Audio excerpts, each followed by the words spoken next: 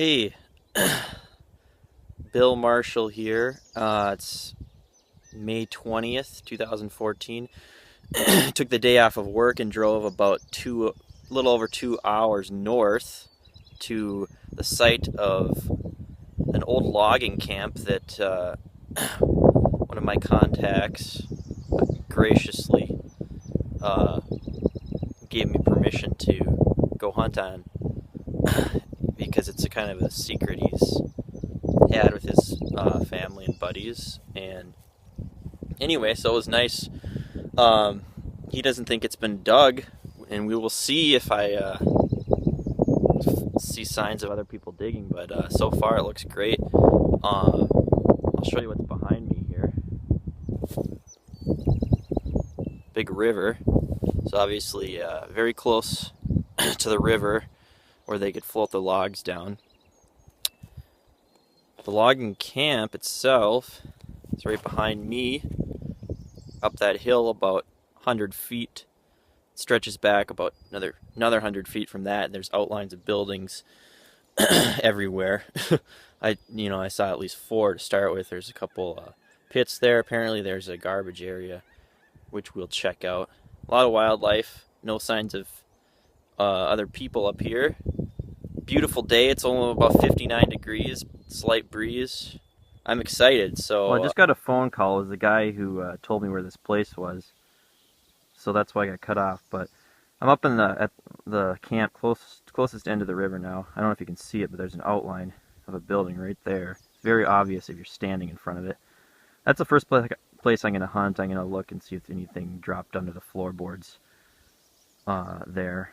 I'm going to start with the small stuff, looking for coins and smaller items, so I don't wear myself out digging iron, but I'll probably do that a little later. I'll get back to you when I get started. finally found my first coin. I've been here about half an hour. Dug a few nails. Not getting a ton of signals, but I found a Wheatie, so I kind of... I don't know when this camp is from, but I know it's at least in operation when they started making Lincoln wheat cents. So it's not 1800s or anything. Unfortunately, I don't know the exact date of this coin because the other side, the obverse, is impossible to see. Anyway, and it didn't signal as a penny, so that's going to be tough. Okay, 10 minutes later I found my second penny. Again, really difficult to find. It was not ringing up as a penny, but it wasn't ringing up as iron either. I thought it might be a big piece of iron, but nope. 1917, so it's not too late. Obviously, somebody could have been carrying it around in the, later. But the guy who had dropped it here wasn't here any time earlier than 1917. That's for sure. Anyway, hopefully we'll find some more. Well, I decided it was time for a little lunch. Been here quite a while. Sitting down by the river. Well, it hasn't been a heyday, but I did find those few pennies. Found some pieces of iron I got to identify. I found about 100 wood ticks. I did find an old Minnesota license plate from 1924 I'll show later. It's all rusted up, but it's still cool.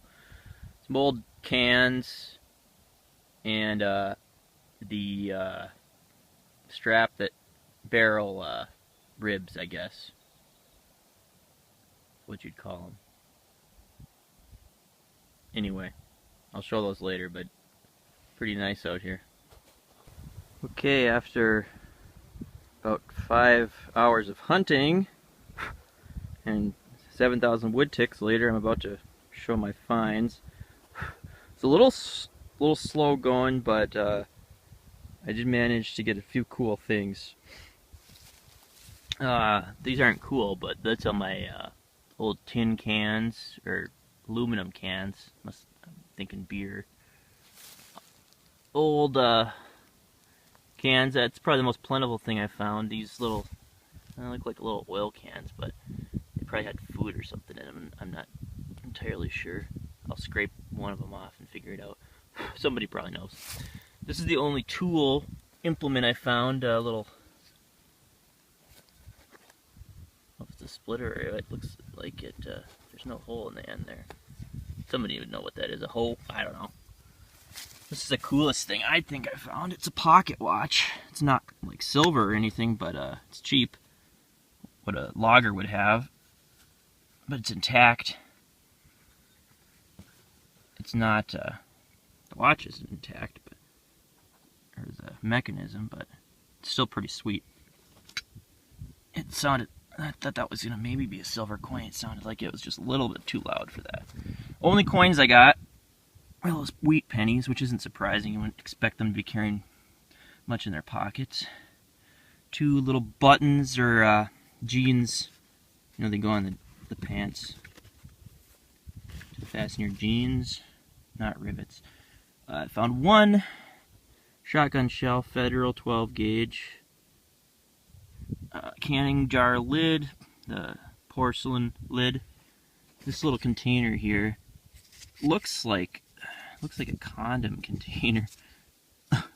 I found these before when they have the branding and you know what they are, but looks exactly the same except with no branding. But it could have been for something else. Who knows? Washer, big washer, bunch of nails. There were way more than that. Those are just the ones that were in the way when I was looking for other stuff. This is pretty cool, but it's in tough shape. Minnesota license plate. See that 24 in the bottom right corner. So 1924. Very cool. And let's see, a couple other things. Big piece of iron there, I'm not sure what it is. I found a ton of these barrel, are they ribs? Is that what they're called? The strap that goes around a barrel? Anyway, a ton of them. I dug below where I found them too, hoping there'd be something from inside the barrel because all the wood rotted away, but I didn't find anything. And then just some scrap iron. That's about it. I'm sure if I had a big crew out here, we would have found a lot more, but tons and tons of iron. It's not my normal style of hunting when I go for coins. There's just so much more to... Even finding those pennies were really hard because it just didn't sound like coins. It sounded like iron. Anyway, that's about it. And I'm going to go check out the waterfalls here and head home. Apparently there's some good waterfalls in the area, but I won't disclose the location.